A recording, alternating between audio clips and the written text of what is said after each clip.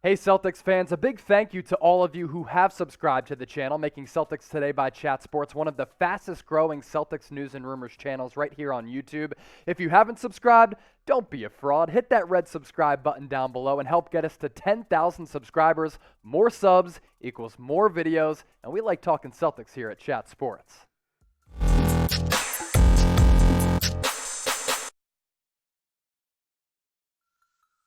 Welcome into Boston Celtics Today right here on Chat Sports. I am your host, Chase Senior. Coming up on today's show, does the Rajon Rondo signing with the Los Angeles Lakers pave the way for Isaiah Thomas to return to Boston? And also, Dennis Schroder is pissed off, and could the Celtics get the best Dennis Schroder version of himself, even better than the version who finished second in the NBA Sixth Man of the Year race 2 years ago? Let's explore it all on today's show. Let's first start off with Isaiah Thomas. So yesterday, Rajon Rondo signed a deal to return to the Los Angeles Lakers. Had a lot of success in Los Angeles from 2018 on, helped win that NBA championship with the Lakers in the NBA bubble. And there were a lot of rumors, a lot of speculation that the Lakers were having talks with Isaiah Thomas to bring him back to Los Angeles because he too, like Rajon Rondo, had suited up in the purple and gold at one time. But now that Rondo has gone to Los Angeles, those talks have died down, and it looks as though Rajon is obviously going to Los Angeles. Could that mean that IT is going back to Boston? The signing of Rondo looks to have closed the door on IT going to Los Angeles. Now, there are a lot of conversations happening about IT returning to Boston because he really had an impressive career with Boston, especially in that 2017 season when he was vying for the MVP award. He was really that good, and it was miraculous. It was magical to see a guy who's like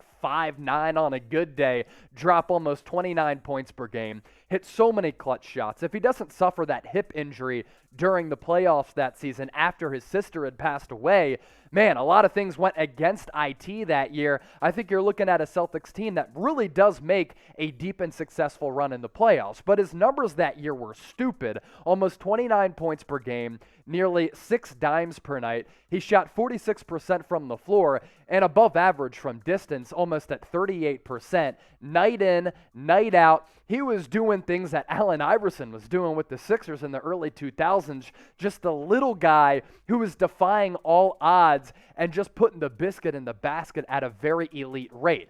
Here's the problem, though. Since that season, Isaiah Thomas hasn't been the same player, and he's popped around a bunch of different organizations since then, and he's not the same guy that he once was back in that magical 2017 season. He's been with 5 teams in that short amount of time. 2017-18 with the Cleveland Cavaliers, 2018 a short stint with the Lakers, 2018-19 he was with the Denver Nuggets 2 years ago, spent some time with the Washington Wizards for that season, and then last year with the New Orleans Pelicans, signed that 10-day contract, was able to get some buckets, but he's pretty bad defensively, and because he is so short, he's limited offensively and gets picked apart defensively. That's why Isaiah Thomas is still out there on the open market with limited suitors, the only ones being the Celtics, as we've talked about here on the channel, and the Lakers, but those days seem to have passed. IT just ain't the same guy, so if you do bring him in, you can't expect him to get back to that 2017 form.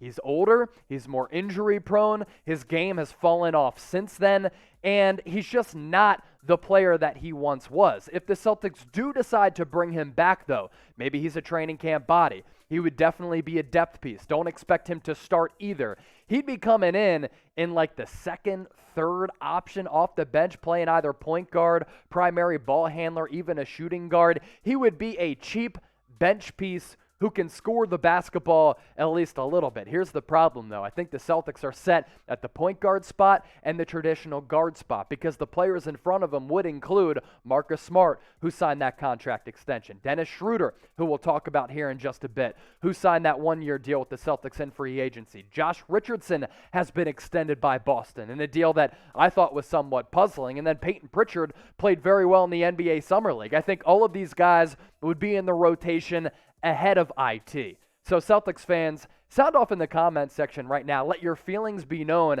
about the IT reunion to Boston potentially happening. Do you want the Celtics to sign him? Type S for sign, type P for pass. Get those votes in the comment section down below. NBA training camp is set to tip off at the end of September. That means that the NBA season is right around the corner. No better time than to refresh your closet right now with some awesome Celtics gear. And thanks to our friends at Fanatics, you can get this awesome Celtics Jordan t-shirt, which is on sale right now. Originally $40, but thanks to our deal with Fanatics, that is bumped down all the way to about $31. And you get free shipping as well. Jason Tatum is a Jordan brand athlete. Some of the Celtics players wear these t-shirts on the sideline as well, so you can be looking just as fresh as Jason Tatum as well as Jaylen Brown. That deal applies, and it's available right now. Limited time only. Chatsports.com/JordanT. I'll tell you what, I'd love to rock this shirt. I might go ahead and cop one myself. You can cop one right now using that link, which is in the description of this video. Are the Celtics going to be getting a pissed-off Dennis Schroder in the 2021-2022 season?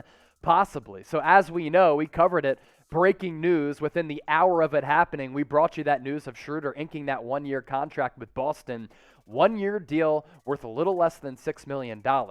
And I'd be pissed off, too, if I was Dennis Schroder, if I signed for less than $6 million when I turned down that original deal from the Los Angeles Lakers that was worth 4 years and $84 million. So Dennis Schroder went from being a very rich man to still a pretty rich man because these NBA salaries are crazy right now. It's going to be a prove-it deal for the guy who, in 2020, finished runner-up to Montrezl Harrell in that 2020 Sixth Man of the Year award race. Now, we're talking about Dennis Schroder because CJ McCollum on his podcast, he's a very good media personality and a very good shooting guard as well, spoke about Dennis Schroder, also talked about Robert Williams and Marcus Smart. He likes what the Celtics have done throughout free agency, but let's pinpoint Schroder here because this is what McCollum had to say.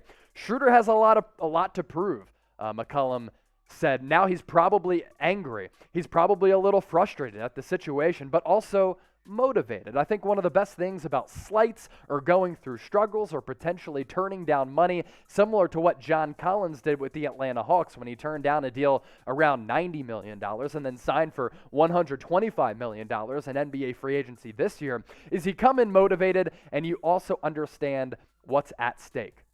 If I was Dennis Schroder, not only did he not play for the Los Angeles Lakers in a impressive fashion. I thought he was bad. Anthony Davis went out in that first-round series against the Phoenix Suns. Schroder had an opportunity to really prove himself to be a go-to scorer. He was awful. But on top of his game not coming to fruition and not being up to snuff, he turned down that $84 million contract to live in Los Angeles. I'd be mad. I'd be angry. I'd be pissed off if I was Dennis Schroder as well, because I feel as though I'm slighted. I turned down all that money, and I didn't have any free agent suitors out there. That's pretty embarrassing. As Harrison Graham once said it here at Chat Sports, when you get offered 4 years, $84 million, you take that shit and you run. Dennis Schroder thought, hey, I'm going to get more money, maybe $100 to $120 million in free agency. That didn't end up happening. He had to settle for less than $6 million. That's not good. I will say this about Schroder's contract with Boston. You get a player of this caliber at $5.9 million, that is a steal for Boston. It's a short-term deal worth little money for a player who's certainly worth more than $5.9 million, but also he is a very tradable asset for Boston who they could deal leading into the NBA trade deadline or anytime over the next couple of months if they think they could include Schroder in a deal for a better player. Schroder was never worth $84 million. There was also a German basketball reporter who reported that Schroder wanted between 100 and 120. That was never going to happen. I took stock in that report because Schroder is from Germany. You take a look at his numbers from this past year. I'm not paying $80+ million, $100+ million for a guy who averaged 15.5 points per game, was way too inconsistent, who can't really connect on shots from deep at a consistent rate, but I'll certainly pay Dennis Schroder, a guy who's a good creator, can put the ball on the deck, who can come in off the bench, which I think fits him better with the Celtics as a sixth man, and give you 15 to 18 points per night. So in regards to that, I like it. Boston, speak up right now before we dip on out of here. What are your expectations for Dennis Schroder this season in those Celtics jerseys. Type H for high expectations, type L for low. Whatever it is, you're only paying the guy less than $6 million, which is an absolute bargain.